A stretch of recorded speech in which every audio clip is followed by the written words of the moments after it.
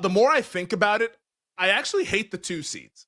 That's something that I've come to the conclusion. Like, I hate the two seeds in this NCAA tournament. And your two seeds this year, Michigan State, St. John's, Alabama, and Tennessee. So this year, and something that we've talked about on this show as well, all throughout the regular season, last week during the conference tournaments, we've come on and had guests on our show. They've also said this. College basketball this year feels like it's very top heavy. We could potentially have a very chalky NCAA tournament.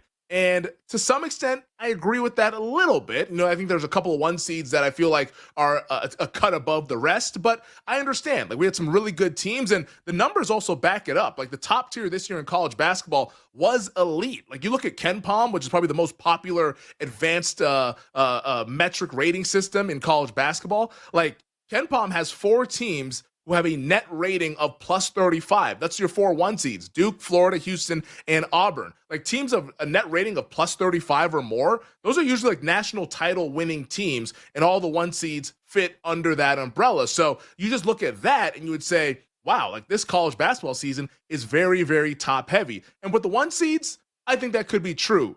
But after that, once we start going further down the list of the seeds, especially at the 2 seed part, I think, and this is my theory heading into this tournament, I think the 2 seeds are actually much closer to the rest of the field than they are the number 1 seeds in their regions. That's my theory going into this tournament. And I think what we're going to find out is that these 2 seeds, they're not as good as we all think. Because usually you'll see people that kind of pencil the 2 seeds into the second weekend and then figure out what to do with them when they're filling out their bracket. And once again, we'll go over bracket strategy coming up in about 50 minutes at the start of next hour. But I think that you might run into a little bit of trouble if you just casually put your 2 seeds into the second weekend, because what we're learning about these 2 seeds, and once you really dive into some of the raw efficiency numbers and even some of the adjusted numbers as well, the 2 seeds are actually quite unbalanced. And the one thing that we talk about with the NCAA tournament that you need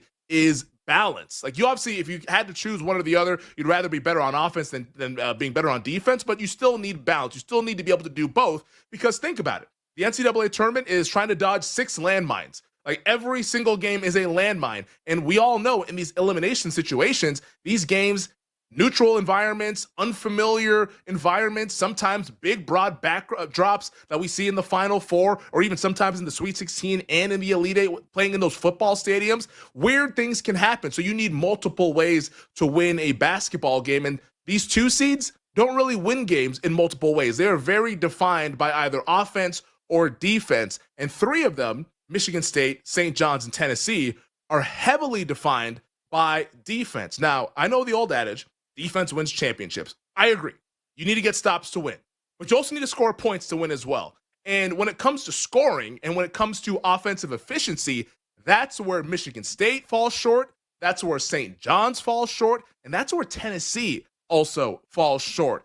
Because looking at this, like, the typical parameters that you want for a national title winning team, you want them to be in like the top 35 of raw offensive efficiency. These are like the amount of points that you're scoring per possession. You want to be top 35 nationally. We just talked about the 3 teams that are defined by defense. Michigan State is ranked 50th. St. John's is ranked 106th. Like, St. John's is actually quite bad offensively in comparison to other national title contending teams. Tennessee is also in that 50 range as well. And I know if you look at maybe KenPom, you look at the adjusted stuff, these teams are higher rated on that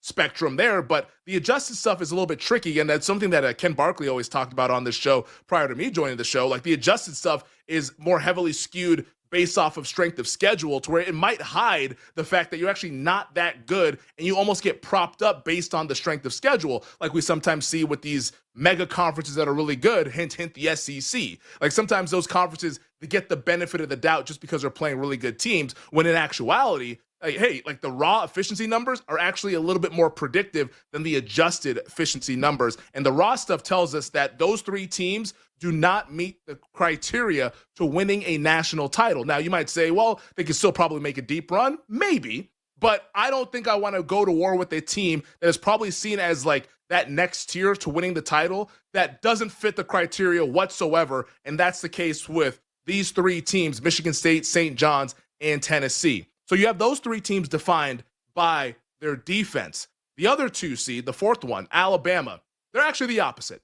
Alabama is the exact opposite. They're awesome on offense, ninth nationally in offensive efficiency, but defensively, boy, it is problematic for the Crimson Tide.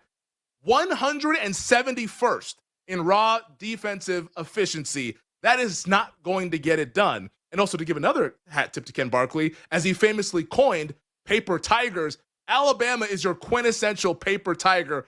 All offense, no defense, with the rampant tempo that they play with. Now, we've talked all season long about Alabama and how, yeah, maybe they could actually beat the Lakers on the right shooting day, but they could also lose to, like St. John Bosco or something like that. They could lose to like your local high school team as well, because if they don't shoot their threes and they don't hit them, they're probably going to be in a lot of trouble, which is the problem with the Alabama Crimson Tide, because when they don't make their threes, all of a sudden, layup line on the other side for the opposition. They're letting in a lot of points per possession. That's a big problem. So I look at all four of these teams, three of them, big time on defense, lackluster on offense.